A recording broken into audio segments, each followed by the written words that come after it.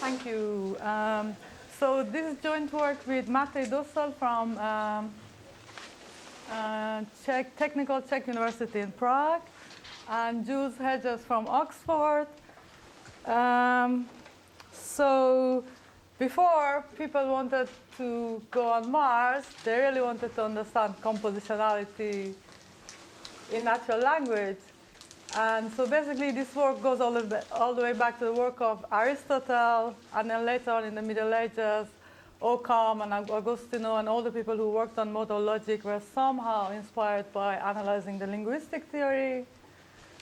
And later on, of course, we have the work of Frege and Russell and Wittgenstein, but the models I would consider are more formal and more recent. So I'll very briefly look at these 5 models of natural language. So the foremost are categorical type logics or categorical type grammars of Ajdukiewicz and later on Bar-Hillel. So these people really used an algebraic approach to analyze the syntax of natural language. Lambeck in 1958 really formalized what they were doing using the theory of residuated monoids, and at the same time presented a sound and complete proof system, Gensen-style proof system for it. And then lots of other people have worked on these settings later on, Morgard, Morrill, their students and colleagues, and similarly for Claudio Casadio and Anne Feller. Then, of course, also we have the work of Chomsky on generative grammars. Probably most of you are familiar with that. And in the 70s, Richard Montague, a student of Tarski, he worked on what people later on called formal semantics for natural language. So as these 2 first models are sort of analyze the syntax of natural language, Montague, if you want, provided a denotational semantics for it. And then I so much want to say these 2 other models are operational semantics, but they aren't, because they don't look like anything like operational semantics. But these are like very semanticsy.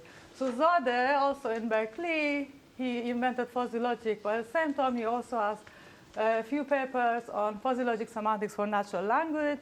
And then we have the vector space models of natural language, or distributional semantics, inspired by the work of Zoelik Harris, who was Chomsky's supervisor.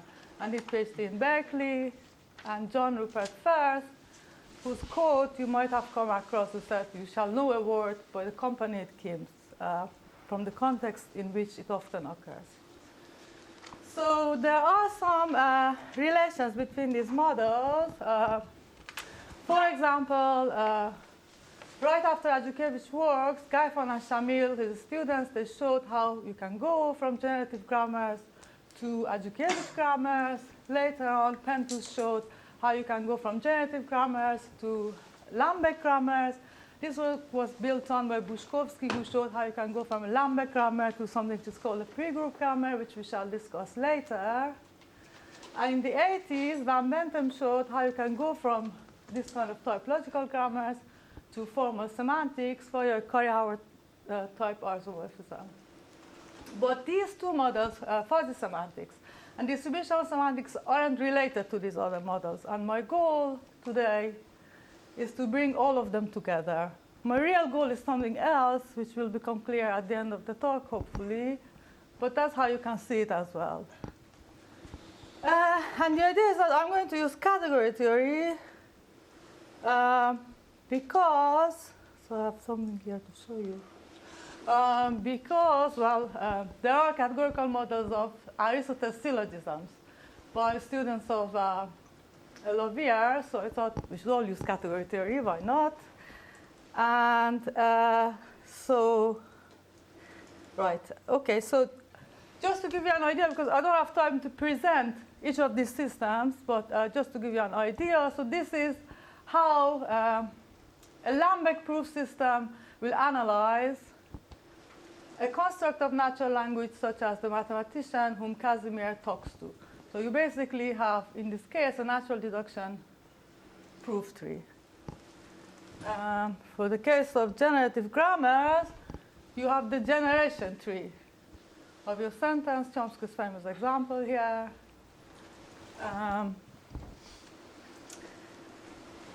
Then for the case of Montague, you'll get the parse tree of a lambda calculus term.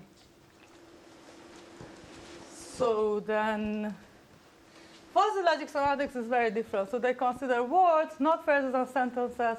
Some words do not have sharp definitions. For example, skyscraper can have various different floors. How would you know what is a skyscraper from the number of floors that it has?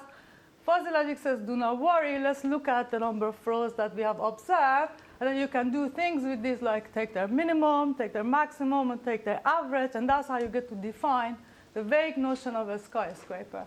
So you see very different, no trees here, and distribution semantics is still very different. So the goal of these people is to analyze words in context. So then you are given documents, large corpora of text. Here's an example, and what you do, which was inspired by ideas of Harris and Firth, and first done in Berkeley by Rubenstein and Goodenough, is that you turn your piece of text into what they call a co-occurrence matrix. So you label the columns of your matrix with something, with labels that you call context words. The rows are labeled with target words, and then you count how many times your target word occurred with your context word.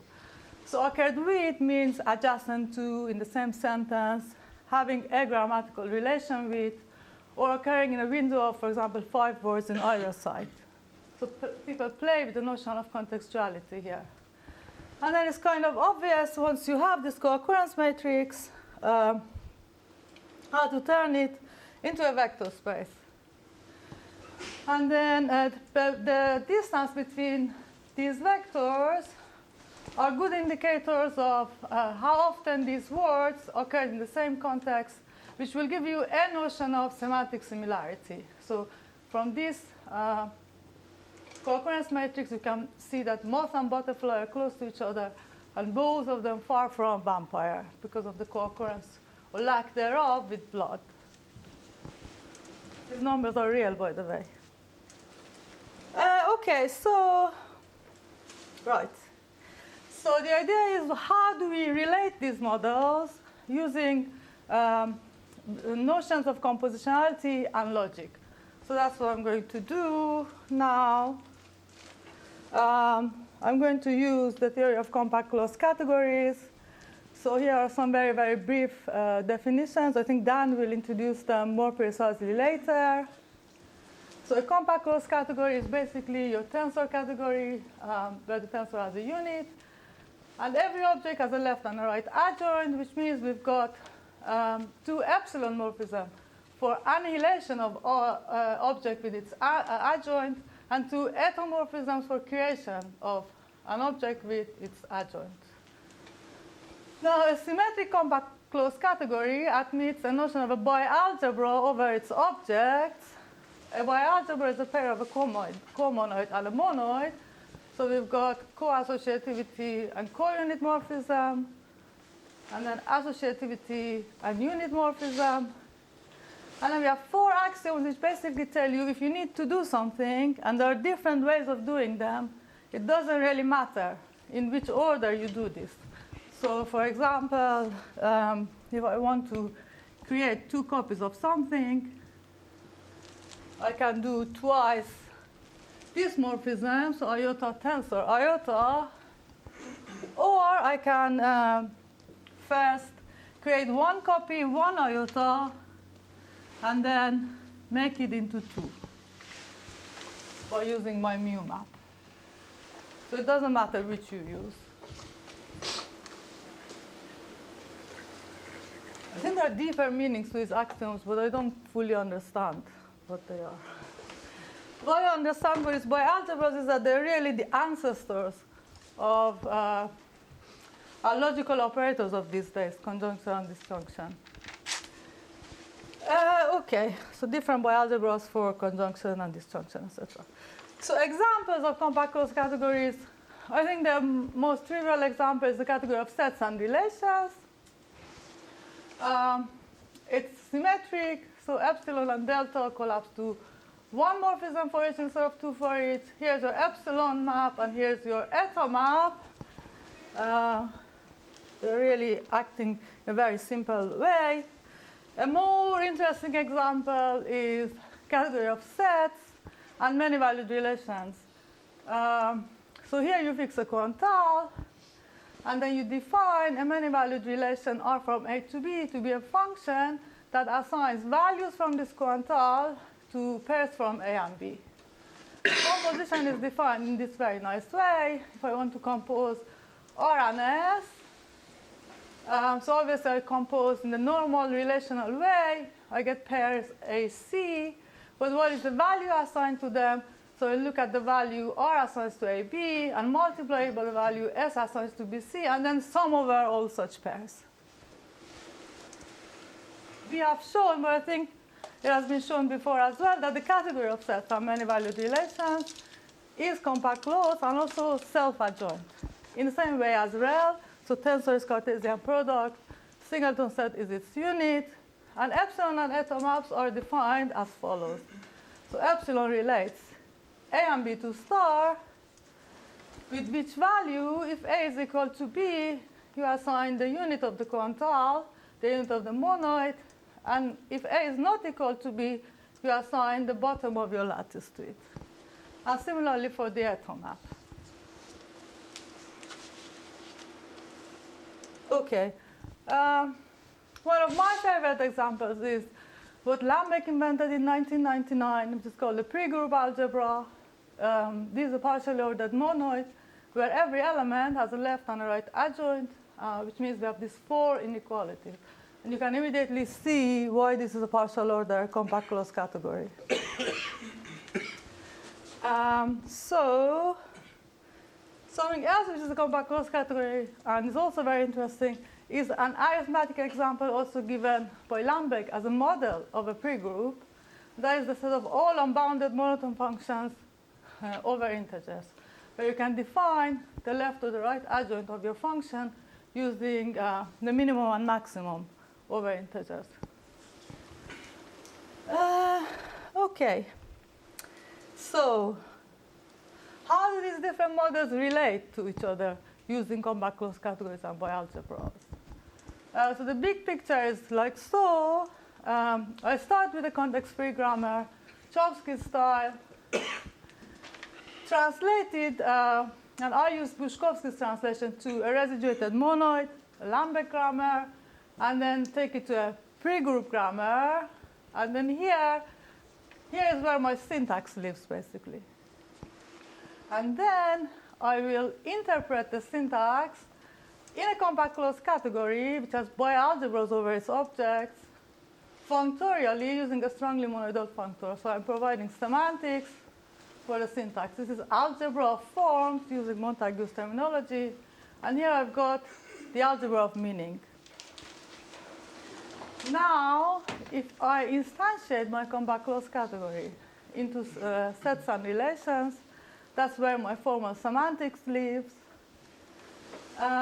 If I embed sets and relations into vectors, finite dimensional vectors and linear maps, that's where my distributional semantics lives. Now, if I fix the basis for my vectors, then my vector calculus becomes like a matrix calculus. And category of relations can also be embedded in category of many-valued relations where the fuzzy logic semantics lives, and then there is an isomorphism between many-valued relations and matrices. So everything becomes together here, if you want. Do you guys agree?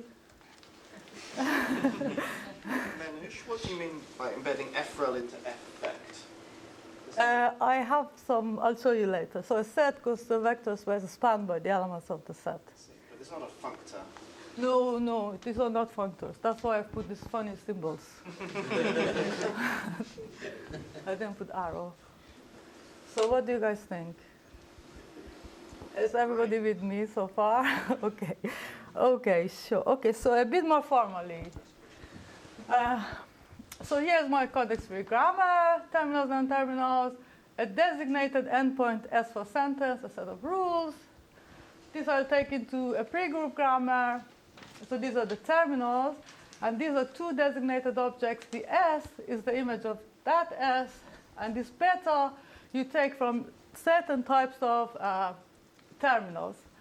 I have an example for this later if you want, I can show you. This is my strongly monoidal functor. So you have, it takes you to compact gauge category C with two designated objects, W and S.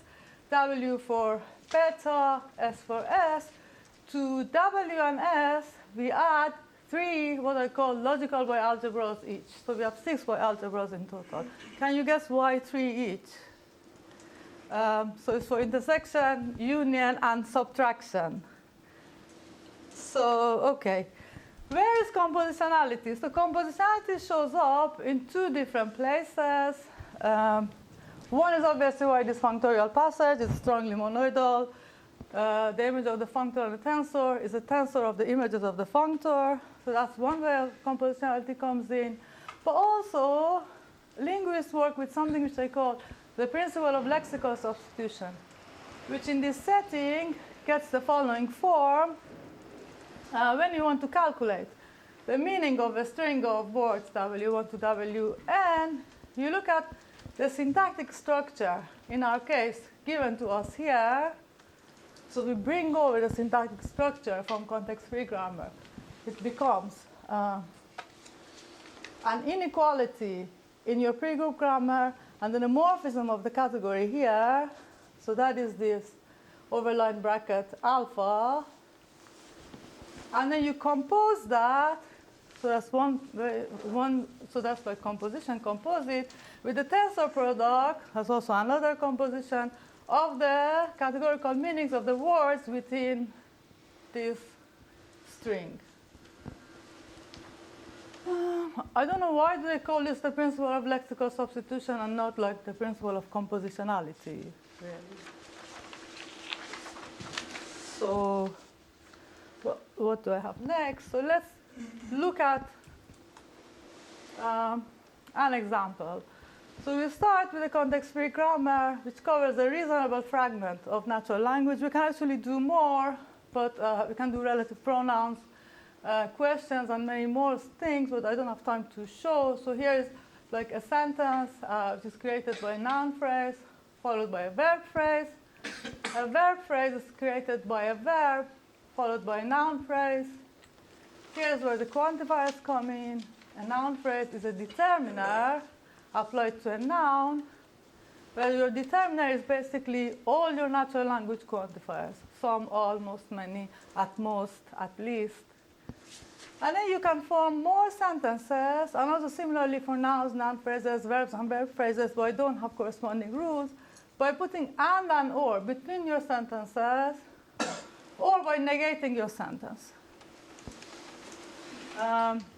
You have, so this N here can be things like men, cats, dogs.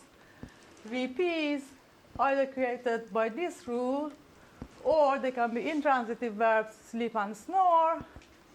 The V's there, they are transitive verbs like love, eat, and hate. The formal semantics for this CFG is a universal set of reference, together with a map from the language of the CFG to subsets of various different products of you. Here are some examples. If you are a noun, and similarly an intransitive VP, you become a subset of you. Obviously, if you are a transitive V, you become a subset of U times U. Why are both nouns and verb phrases become subsets of the same universe? I can imagine a universe of all nouns, like all men, cats, other nouns.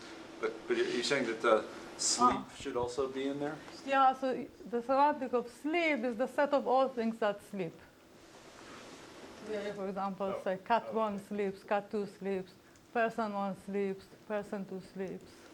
So you're... And then for cats, you also then have subsets of the universe. So is that a standard trick in linguistics? You're turning an intransitive verb into a predicate. It's like saying X. Yes, yeah. Basic idea of So like, okay. unary relation for both nouns and intransitive relations for everything. Uh-huh. That was like a very good idea of Montague to use higher order sort of things for everything. Yep. Sorry. I'm not nervous. I wouldn't want you to talk I don't know why I'm so nervous. Okay. This is very interesting. And so that gives you semantics for quantifiers. So quantifier, so in natural language, determiners are quantifiers, is a map from power set of U to power set of U. So you take a subset of U A, and D of A is a set of all subsets of U that have a certain relationship with that thing. Maybe I should give an example. So for example, dA for D being sum is a set of all subsets X of U where A intersection X is non-empty. Yeah? And so on and so forth for all the quantifiers. The cardinalities of these sets become very important here. Okay, so what about for phrases? So this all then goes in very nicely compositionally. You actually rarely have to do anything. So the meaning of an MP generated by this rule is the meaning of the phrase that's n, which is the meaning of your determiner applied to the meaning of your noun. Why were determiners going from the power set of U to the power set of the power set of U? That So looks they have a set of sets. So sum applied to A is a set of all subsets of U whose intersection with A is non-empty. It really does if you do something like most takes the set of people to the set of those sets that contain most people. So there are many possibilities for being most people, and you want all of those sets to be. Yeah, you see. So most A is a set subsets of I A would have thought that where it's going from U to the power set of U, but you're like, but you can slap another. No, it's not. Taking predicates. It's not most of to me, things it's that most the of the quantifier is whole true of collection, would yeah. apply to that predicate. Okay. So that extra power set's confusing. I'd have had enough Composite coffee. bio as well, yeah. It's a very nice way of doing quantifiers. So then for sentences, so here you assign sets everywhere, like sets for terminals, sets for phrases. When it comes to a sentence, you define a truth value. So the meaning of a sentence is obviously the meaning of MP followed by VP, which is VP applied to MP. And then you look at this, and if it is non-empty, you say, my sentence is true. So the meaning of sentence becomes its truth value. And then obviously then you do your normal truth table operations to get and or and not here. So now the question is, how can we do all of this in a compact closed category? You only have a tensor and this epsilon and eta maps. How can we do these logical operations there? And the answer is, of course, via bialgebras. So we have 3 bialgebras for W and S, 6 bialgebras in total. How do they work? So here we're working in category rel to do formal semantics. So we fix an object W power set of U in the category. Remember, W is a designated object. And then I define the following bialgebra. The common map copies. So delta relates A to B and C if A, B, and C are the same. And it sends A to star all the time. The intersection bialgebra takes an element, takes A and B from S times S, relates it to C in S, so these are subsets of S, if C is equal to A intersection B. And then its unit says the star to a subset of S if that subset of set XA is the unit of intersection. So that's your universe, yeah. 5 minutes, really? Oh, okay. Okay, so you play the same trick and define union and subtraction as well. Everything goes over to many-valued relations. Very easily, the values that you assign are basically either the unit of the quantile or the bottom of the lattice if the condition is true and if it's false otherwise. Sorry, Mehrnoosh, but is subtraction associative? Is what? Is subtraction associative? Don't you need associativity for bialgebras? Can we talk later? Yeah. Okay. So now we have some results here. So we've gone from this model to this model. What happened to the notion of truth? So here we define truth as follows. So a sentence S is true if it relates a star to star. And then we prove that if a sentence is true here, then there is if and only if it's true here. So it's kind of soundness and completeness of the compact closed categorical semantics with regard to the formal semantics. Everything carries over to vector spaces. So you use the embedding of a set going to a vector space spanned by the set. A relation goes obviously to a linear map on the corresponding embedded vector spaces. And then you define the notion of truth in this case to be when this guy is a linear map now, you apply it to star. If you get anything but the origin, this is like the unit of the tensor in this case, then you say my sentence was true. And then again, we can prove soundness and completeness with regard to the relational model. Okay. And similarly, the notion of truth carries over to many-valued relations. Okay. So I'll skip the example. So then you can say, so what? What we're doing now is like we've managed to do truth-theoretic semantics using bialgebras and compact closed categories. And somebody can ask us, like, why are you doing this? We know already how to do truth-value semantics in relations. Why do you want to restrict yourself only to compact closed categories and then have to add bialgebras to the objects to do logic? Similarly for fuzzy logic and vector spaces. The answer is the real goal of this talk is to add logic and composition to the vectors. And that's what we have done. In way of doing it, we have created a gigantic object, vector space over power set of U. So the question is, does this make sense to start with? What is vector space over a set of sets? The co-occurrence matrix I showed you at the beginning wasn't this type at all. So there are two answers to this question. One is there is a school of linguists who really want to build the U, your set of reference, in the notational semantics from a corpus. So the idea is that assume there was a camera in all parts of the universe from the beginning. This camera recorded all individuals and everything that they did, and then you transcribe the film. That is your corpus, and then you sit down and separate who are the individuals and who did what. So these are some people who are working in this line. The other way is that I was actually lying to you a little bit when I showed the co-occurrence matrix. In fact, the basis of your vector space are very rarely just single words. They are powers, they're like subsets of your vocabulary. So it's not you, but the sigma is the vocabulary of your language. So in this case, what does a subset of the vocabulary mean? So they can be either lemmas.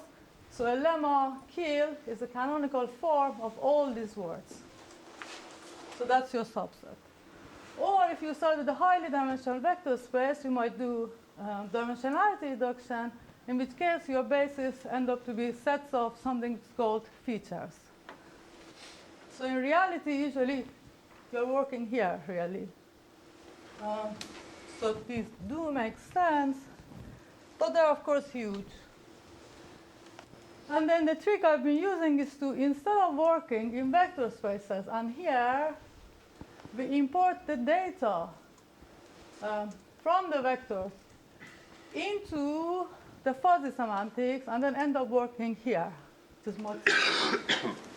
So I think everybody maybe sees how this works. So you have to, when you have formal semantics, you have subsets of the universe. When you go to fuzzy semantics, you have to fuzzify them by assigning numbers to them. So how do you think of this? So these numbers here you think of as the degree to which, in this case, something is a cat. And these degrees we can now read from distributional data. It doesn't really make sense to say something is 0.3 cat. Like maybe it's a cat embryo. So this cat here maybe lost one leg. It doesn't really make sense. But these do make sense. So you can say R is the degree to which something has the same context as cat, shares the same company as cat, is contextually similar to cat. And these, Samson is nodding, thank you. So these you can read from your concurrence matrix. Okay, so that was the idea. We have been experimenting with this model. So when you have logic and quantifiers, what you do is entailment. There is a notion of entailment for words in distributional semantics. We have extended it to sentences. So the next plan is to do it for quantified sentences.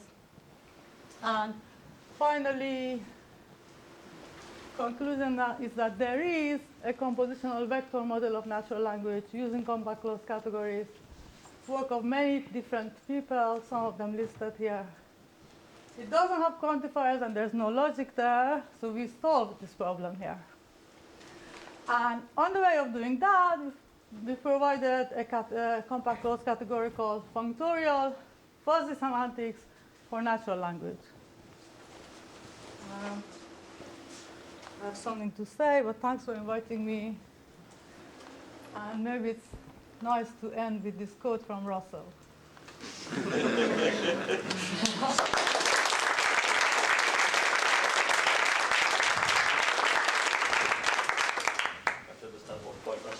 Anyway, we've got time for a question. You want to ask a question? No. Oh, sorry, you did.